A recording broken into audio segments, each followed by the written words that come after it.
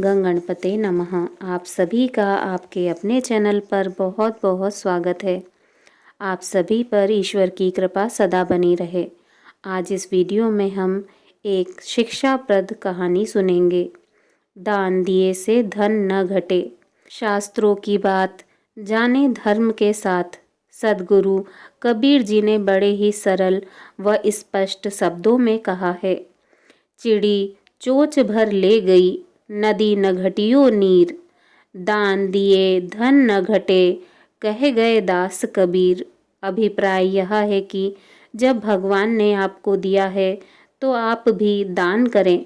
दानी कभी घाटे में नहीं रहता, दान तो कई गुना बढ़ता है।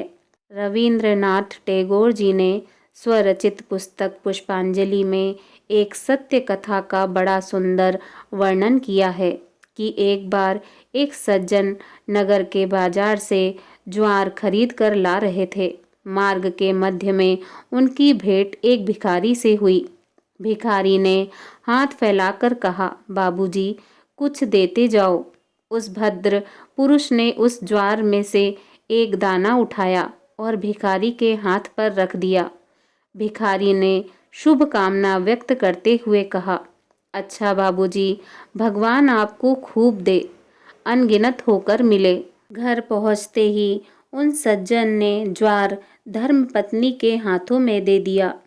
जब वह उसे पकाने के लिए साफ करने लगी तो ज्वार के दानों में एक सोने का दाना देखकर आश्चर्यचकित रह गई।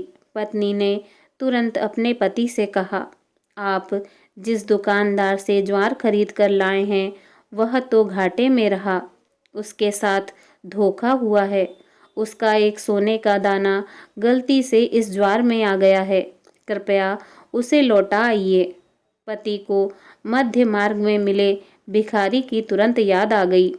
पति ने माथे पर हाथ मारकर कहा, धोखा एवं घाटा उस दुकानदार को नहीं हुआ, धोखा तो मेरे साथ हुआ है। पत्नी ने पूछा, वह कैसे? पति ने गंभीर स्वर में कहा, मैंने आते समय एक भिखारी के मांगने पर एक ज्वार का दाना दान में दिया था, उसे ही भगवान ने सोने में परिवर्तित कर दिया है। यदि मुट्ठी भर दे देता तो आज हमारी दरिद्रता दूर हो जाती। अतः जब दान देने का सुअवसर मिले तो दिल खोलकर उदारतापूर्वक दें। दान देकर सुख की जो अनुभूति होती है उसका वर्णन शब्दों द्वारा नहीं किया जा सकता। उस दिव्य आनंद की अनुभूति उसे ही होती है जो प्रेम एवं उदारता पूर्वक दान करता है। दान किए से जाए दुख, दूर होए सब पाप। नाथ आकर द्वार पे, दूर करें संताप। दान देने से पुण्य कर्मों में वृद्धि होती है और दान का फल आपको केवल इस जन्म में ही नहीं बल्कि कई जन्मों तक भी मिलता है।